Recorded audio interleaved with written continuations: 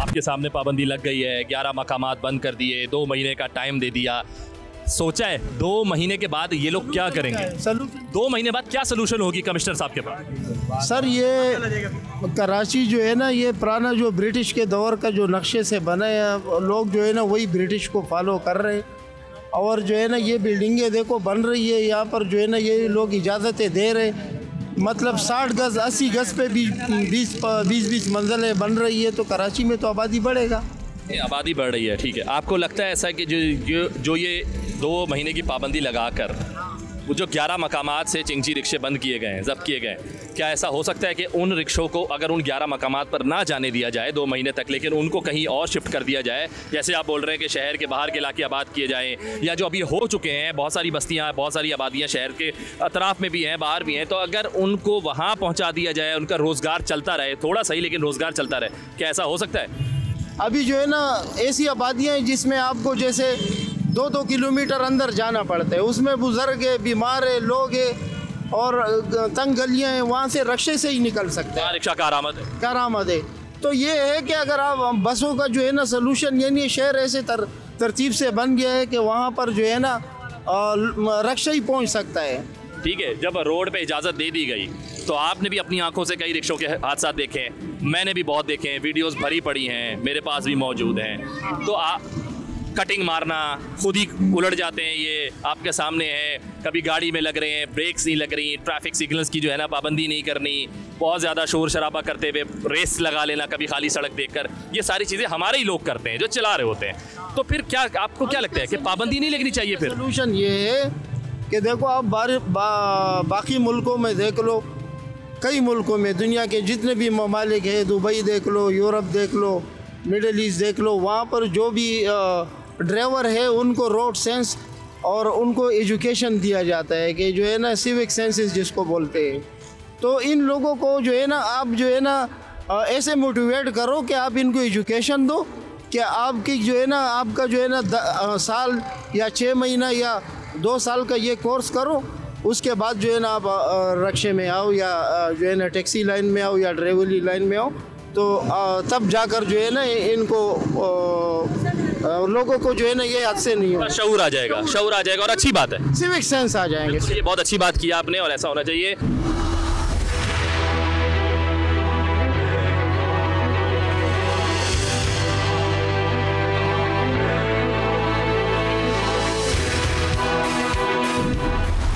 जी, चिंची रिक्शों पर पाबंदी आयद की जा चुकी है और इसी हवाले से जो इस वक्त मेरे साथ बात करने के लिए मौजूद हैं अज़मत तनोली साहब, जो कि रिक्शा एसोसिएशन के सदर हैं, इनसे बात करते हैं और जानते हैं कि अब ये पाबंदी को किस नज़र से देख रहे हैं और कितना इनको नुकसान हो रहा है, इन्होंने क्या हल सोचा है, क्या हुकूमत से इस हवाले से कोई बातचीत हुई है, ये सारी बातें इनसे जानते हैं। अस्सलाम वालेकुम सर। आपके सामने ही है, हर चीज़ का आपको इल्म है कि इस वक्त जो पाबंदी आयद कर दी गई है, तो अब आप मुझे बताएं कि क्या आप लोगों का अगला लाएअमल है और कैसे देख रहे हैं इस पाबंदी? आप हमें ना मुतासरीन के अंदर गिन सकते हो। जो कमिश्नर कराची की तरफ से 11 मकामात के ऊपर हमारे जो रिक्शों के ऊपर एक पाबंदी आयद कर दी गई है। अब कहने का मकसद ये है कि पाबंदी हमारी ख़ुद की समझ में भी नहीं आती कि पाबंदी आया कमिश्नर कराची साहब ने क्यों आयद की है।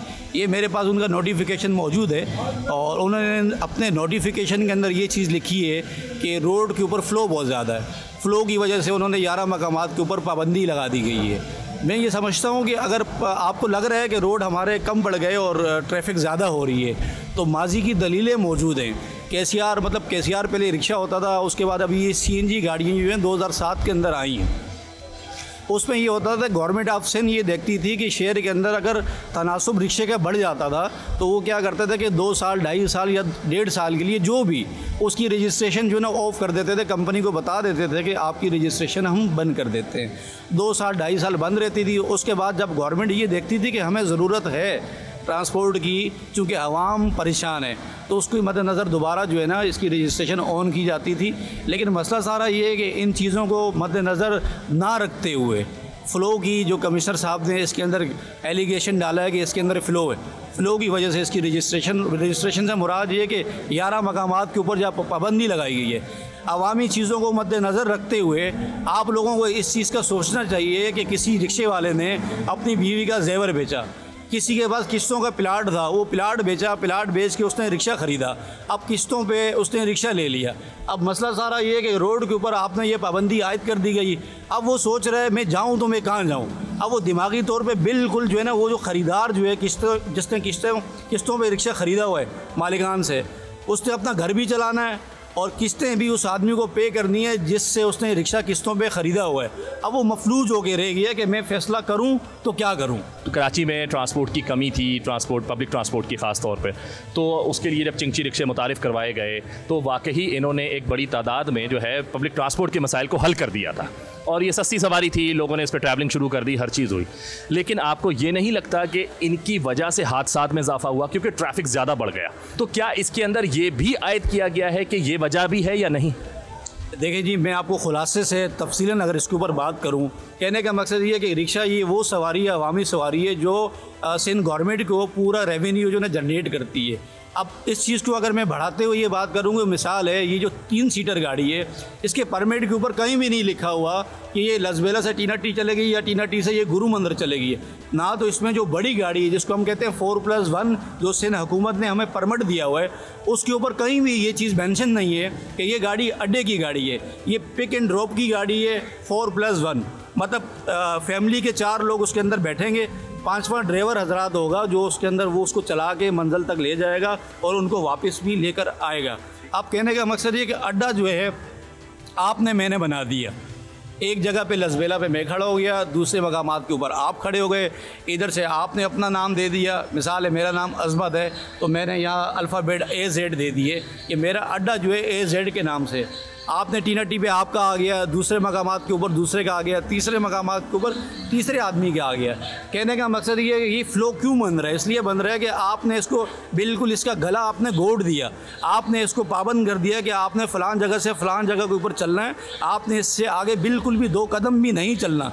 अगर आप 3 सीटर की तरह इसको, हमारी आबादी मेरे ख्याल में, जहाँ तक मेरी सोच समझ काम करती है, मेरे ख्याल में 2.5 से 3 करोड़ की आबादी है शहर कराची के अंदर। ऑल ओवर जैसे 3 सीटर के अंदर लोग सफ़र करते हैं, आप 4+1 को भी ऐसे ही आज़ाद कर लो तो मेरे ख्याल में बिल्कुल भी आपको फ्लो नाम की कोई भी चीज़ नज़र नहीं आएगी। अच्छा देखिए, आपने जब बात किया कि पूरा एक ट्रैक समझा दिया, एक तरीका समझा दिया, हल बता दिया, हर चीज़ है, लेकिन जिस तरह आप कह रहे हैं कि फ़्लो की बात हो रही है तो आपने बोला कि एक अड्डा है, उस एक ट्रैक बना दिया गवर्नमेंट की तरफ से, इस ट्रैक पे चलना है, 4+1 की बात हो रही है, तो क्या आपको ऐसा नहीं लगता कि इस ट्रैक पे चलते हुए इनकी तादाद बहुत ज़्यादा है जो मुसलसल सड़कों पर यही नज़र आई जा रहे हैं? क्या ये वजह भी हो सकती है? ये फ़्लो बढ़ रहा है, अगर इसके अंदर पाबंदी आयद की जाए, ज़रा से इस फ़्लो को कंट्रोल किया जाए, जो कि शायद आप लोग खुद कर सकते हैं, इस फ़्लो को अगर कंट्रोल किया जाए तो ये मसाइल हल हो सकते हैं। पब्लिक बहुत ज़्यादा परेशान है। सबसे सस्ती सवारी जो है ना ये रिक्शा है, 15 रुपये, 20 रुपये, 50 रुपये के अंदर आगे पीछे लोगों को ये पिक एंड ड्रॉप भी करते हैं। अब मसला सारा ये कि नैमो बदल भी कोई भी नहीं है ना। आप ये देखो, चलें आपकी बात को बढ़ाते हुए, मिसाल है कि जी ट्रैफिक बहुत ज़्यादा हो गई, रोड हमारे छोटे पड़ गए, तो आप इनके ऊपर जो है ना पाबंदी से मुराद है कि इसकी रजिस्ट्रेशन ऑफ कर लो, तो जो चीज़ें हैं वो चलती रहेंगी, इसमें मेरे ख्याल में किसी को कोई प्रॉब्लम नहीं होगी। अच्छा, अब मुझे ये बताएं, इस वक्त जो 11 मकामात पर जो पाबंदी लगा दी गई और वहाँ से जितनी गाड़ियाँ आपकी ऑफ़ हो चुकी हैं, इस वक्त ऑफ रोड हैं, उनका फिर क्या तरीक़ाकार है? वो कैसे जो है आप दोबारा रोड पे लाएंगे? क्या उनके लिए आप लोगों ने कुछ सोचा है? मुतबादिल जगहें आपने सोची हैं? अगर वहाँ उनको शिफ्ट करेंगे तो क्या वहाँ पर ट्रैफिक का फ़्लो फिर ज़्यादा नहीं हो जाएगा? देखिए जी, सबसे पहले ये है कि हमने एक मीटिंग, कुछ हमारे साथी जो है वो कमिश्नर साहब से मिल के आ भी चुके हैं और हम लोगों ने इंशाल्लाह एक मीटिंग जाके उनसे और कर दी है। उसकी वजह ये है कि आपका जो ऑर्डर है आप अपने ऑर्डर को सस्पेंड करें। उसकी वजह ये है कि अवामी राय को मद्देनज़र रखते हुए, उसकी वजह ये है कि जितने भी ये जो लोग हैं जिनके ऊपर पाबंदियाँ आपने आयद कर दी गई हैं, वो यकीन करें कि लोग बिल्कुल, उनका कोई परेशान हाल ही नहीं है। लोग रो रहे हैं, लोगों ने किस्तों पे गाड़ियाँ ली हुई हैं, लोगों ने बीवियों के अपने जेवर बेचे हुए हैं। अब वो कहते हैं यार हम जब निकलते हैं तो हमारे ऊपर 25,000 रुपये का चालान, 15,000 रुपये का, 10,000 रुपये का चालान, 5,000 रुपये का चालान। अब वो बचा के रात को घर लेके जाता है 2,500, 3,000। आप उसके ऊपर 5,000 रुपये का जब चालान कर दोगे, उस बेचारे की मतलब क्या परेशानी होगी? मतलब आप मुझे बताओ ना, वो किस चीज़ के अंदर मुब्तला होगा? वो तो बिल्कुल एक खुदकशी जो है ना, अगर मेरे ख्याल में अगर वो हराम ना हो तो लोग ये करने भी तैयार हो जाएं। अभी आप ये देख लो कि गुलशन के अंदर ट्रैफिक वालों ने एक रिक्शे को रोका, वो बेचारा इतना डिसार्ड हुआ कि उसने पेट्रोल निकाल के अपने रिक्शे को आग लगा दी उसने। ये तो अलमी है।